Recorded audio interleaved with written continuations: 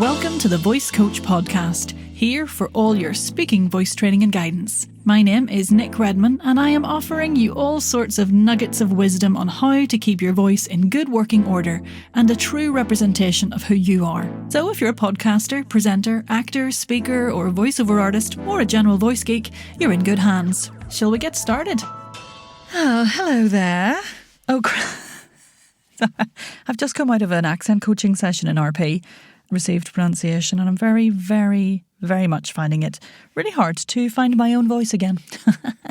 Must remember I am Irish. Anyway, welcome back to the next episode of the Voice Coach Podcast with me, Northern Irish voice coach, Nick Redman.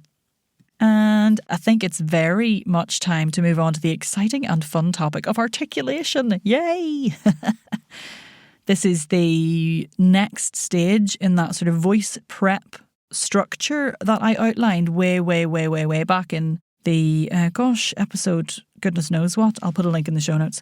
That whole warm-up structure of going through physical release, then breath, then resonance and bringing the voice in, and then articulation or clarity, and then text. So we're sort of in stage 4 of the whole working on your voice process. Now, I know what you're thinking.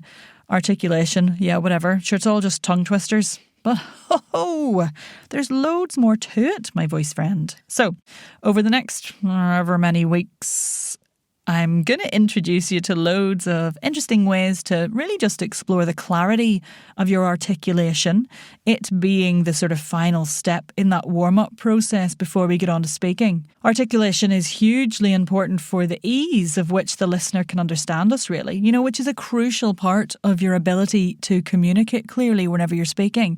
And it's also one of the things that often gets muddled when we get a bit nervous, Do you ever find yourself tripping over your tongue during a big presentation or a big intense recording moment?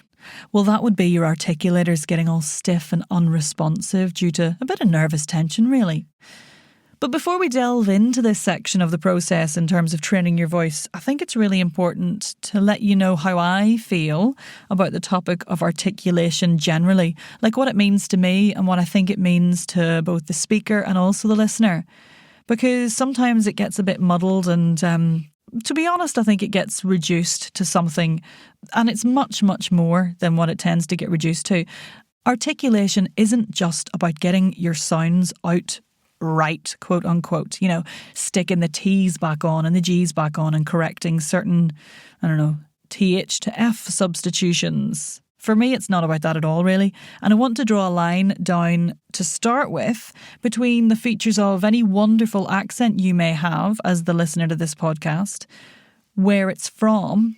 And I just want to draw a line down between, to start with, what will be the features of your gorgeous, beautiful, wonderful accent and wherever that's from, and what I mean by articulation. So let's just start like we might with a GCSE research project with a dictionary definition.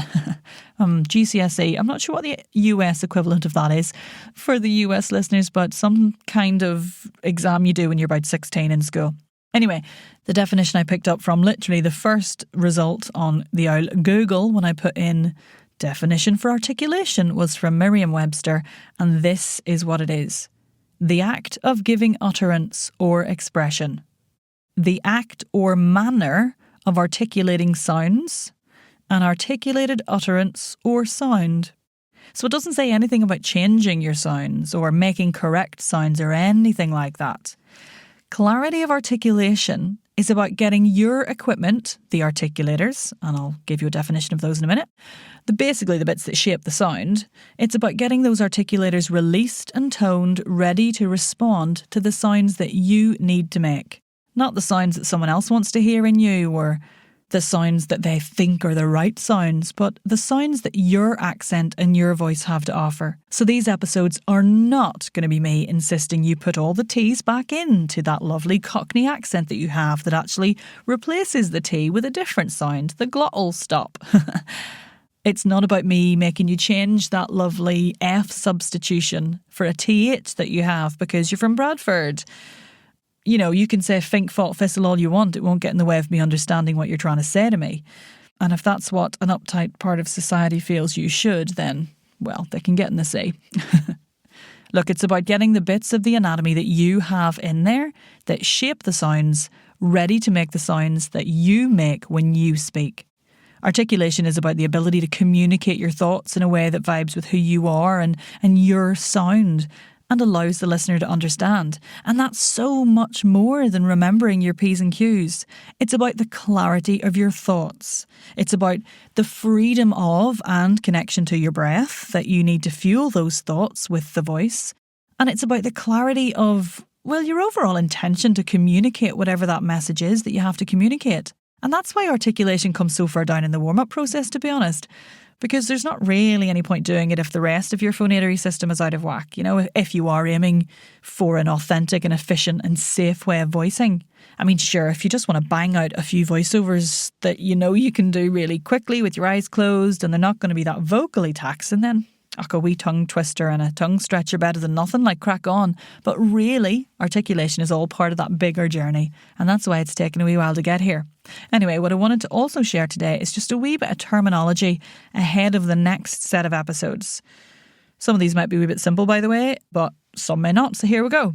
All right, this is where I feel very like a person giving a lecture. I will drink in anticipation. Definition 1. Articulators. Articulators. Oh, I feel like I'm in a spelling bee. A-R-T. Articulators are the bits in the vocal tract that shape the sound that we make. And I'm going to do more in taking you on a tour of the articulators in the next episode, so stay tuned. But the other thing I mentioned in there was the vocal tract. And I have mentioned that before in episodes, but the vocal tract is the area from vocal fold level in the larynx to where the sound leaves the body at the nose and mouth. So that's the articulators. Next word, articulation. I literally mimed air quotes there. It just helped me get into the zone. Anyway, articulation in this context, at least, refers to the process of shaping the sounds that we make. Sometimes it's called diction as well, but that term's getting a little bit more archaic, really. Articulation is the slightly cooler, more up-to-date term that we use. Next one, active articulators. That'll come up in the next episode. That means the articulators that we have that we can move, that we can actively move. And then in contrast to that, we have passive articulators. Now, they're the ones that don't move or that you can't move. Next one is vowels. You may or may not know what the word vowel mean, but vowels are the unobstructed voiced speech sounds. So unobstructed voiced speech sounds. And consonants are voiced and unvoiced speech sounds that are made via obstructing the airflow in some way using one or more of the articulators. So if you think of a sound like, oh God, I'm just about to use a plosive really, really deliberately to make a point, but here we go. P, p, p. That's a p for potato. Yes, I am Irish. Way to conform to stereotype. Or v, v, v, as in vegetable. So you're obstructing the airflow basically with two of the articulators to make a consonant. Okay, I used the terms voiced and unvoiced there in that little definition beforehand, so let me do those next. Voiced means sounds that have vocal fold vibration, like v and zh, for example. Unvoiced sounds are sounds with no vocal fold vibration at all, like f, as in fish, and s, as in sausage. Oh God, I must be hungry. These are all food related. Potatoes, fish and sausage, that's my tea. I realised I also used the term plosive there, so that's one that a lot of people who record on microphones may recognise. It's the devilish plosive that often pops on the mic.